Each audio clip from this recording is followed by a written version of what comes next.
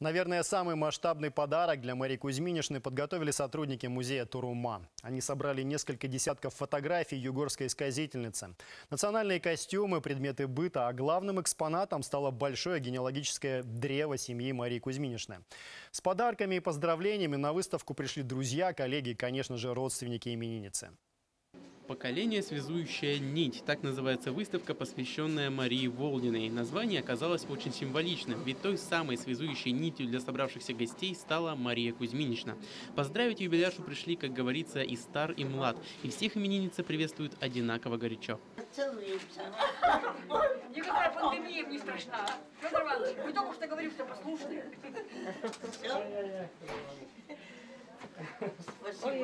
В ожидании именинницы гости окунулись в прошлое и еще ближе познакомились с Марией Кузьминишной. Однако, как только она ступила на порог музея Турума, тут же забрала все внимание.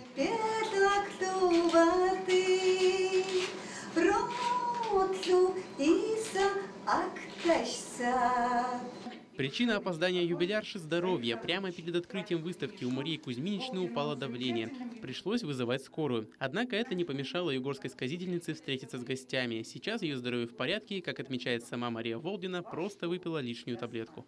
Чуть сознание не потеряла, и, в общем, мы не вызвали скорую.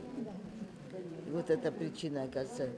90 мне никогда такого не было. Уже 120 уже такое предельное, нормальное. Выше, лучше чуть.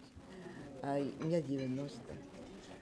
И потом я говорю, в больницу, пожалуйста, не ложьте.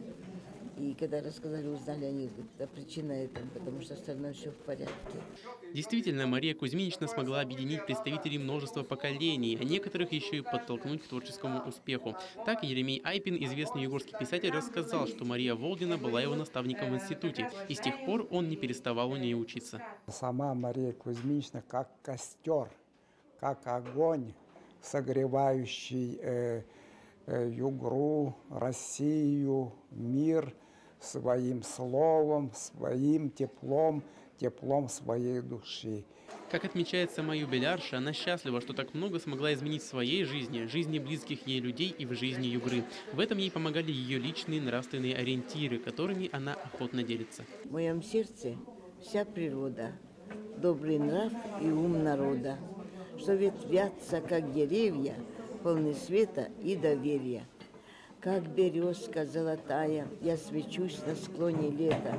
Ничего я не скрываю, мне бы успеть отдать все это, все отдать земле и детям, перетечь в сердца и в души. Нет на свете доли хуже, чем отдать все это смерти.